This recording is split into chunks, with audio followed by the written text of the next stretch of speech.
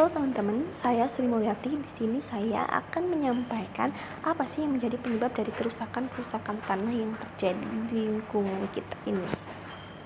Ayo kita simak ke video berikutnya. Kerusakan tanah merupakan proses atau penurunan kualitas tanah dalam meningkatkan kehidupan tanah dengan mengurangi atau menurunnya fungsi tanah. Mengapa sih bisa terjadi kerusakan tanah? Apa faktor penyebabnya?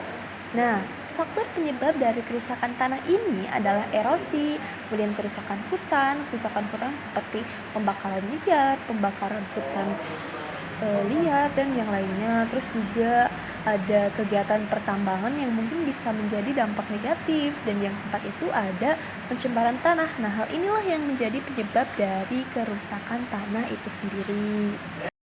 Kemudian, bagaimana sih pengelolaan tanah dan tanaman yang mempercepat kerusakan? Cara yang pertama adalah memperlakukan tanaman tersebut seperti pada zaman penjajahan. Nah, ini akan menjadi salah satu pengelolaan tanah dan tanaman yang mempercepat kerusakan. Kemudian, yang kedua ini adalah ladang berpindah. Ladang berpindah juga mempercepat kerusakan tanah dan tanaman. Yang ketiga ini adalah hak penguasaan tanah, yang mana hak penguasaan tanah ini dilakukan tadi secara berlebih-lebihan, namun tidak ada maksud atau tidak ada keinginan untuk mengelola lahan tersebut atau tanah tersebut. Yang keempat ini adalah faktor ekonomi sosial. Nah, faktor ekonomi sosial juga menjadi salah satu dari pengelolaan tanah dan tanaman yang mempercepat kerusakan tanah. Akibatnya, tanah yang dilakukan pengelolaan seperti tersebut ini akan mengalami kerusakan tanah yang terus-menerus gitu. Jadi kita sebagai manusia, kita harus bisa melakukan pengelolaan tanah dengan baik dan benar sesuai dengan yang ditetapkan oleh peraturan yang sudah ada. Untuk selanjutnya adalah pencegahan kerusakan tanah. Nah, bagaimana melakukan pencegahan untuk kerusakan tanah ini? Yang pertama kita bisa lakukan adalah menjaga tingkat kesuburan tanah. Kemudian kita juga harus mampu mengatasi pencegahan kerusakan tanah dengan penterasan lahan miring atau terasering.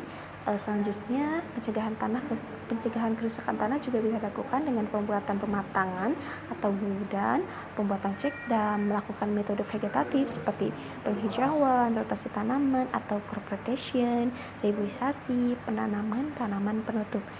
Kemudian bisa melakukan dengan cara metode kimia dan melakukan pencegahan kerusakan tanah. Nah, hal itulah yang bisa menjadi pencegah kerusakan tanah.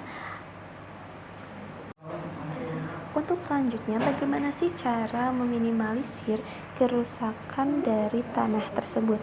Nah, hal yang pertama yang harus dihindari untuk menghindari kerusakan tanah adalah penggunaan lahan yang tidak sesuai.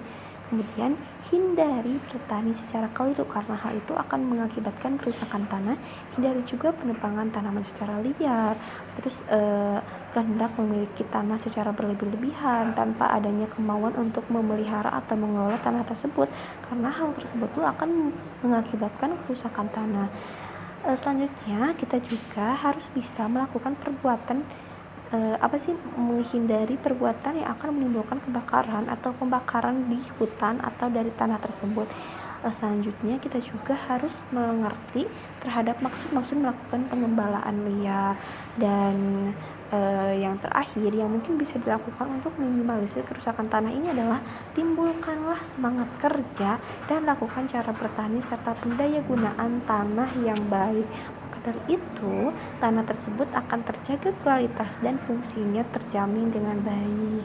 Dan bagaimana sih pengelolaan tanah dan tanaman yang mempercepat kerusakan? Cara yang pertama adalah memperlakukan tanaman tersebut seperti pada zaman penjajahan. Nah, ini akan menjadi salah satu pengelolaan tanah dan tanaman yang mempercepat kerusakan.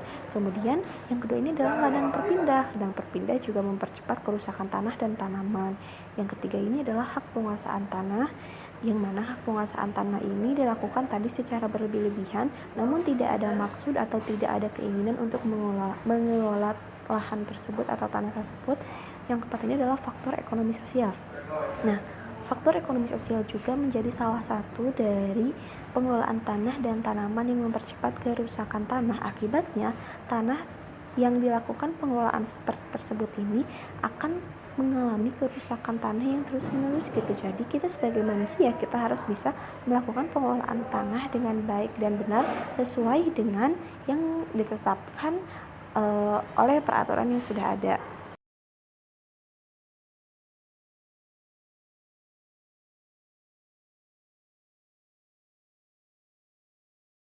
Ini adalah salah satu contoh dari kerusakan-kerusakan tanah yang terjadi di lingkungan sekitar atau di lingkungan bumi kita. Hal ini tuh terjadi disebabkan oleh beberapa faktor seperti erosi, penggundulan hutan, pertambangan, dan pencemaran tanah. Maka dari itu, sebagai manusia dan pecinta lingkungan, kita harus bisa melestarikan dan menjaga tanah supaya tetap lestari dan memberikan manfaat yang baik untuk kehidupan kita selanjutnya. Oke, seperti itu yang bisa saya paparkan. Terima kasih untuk perhatian.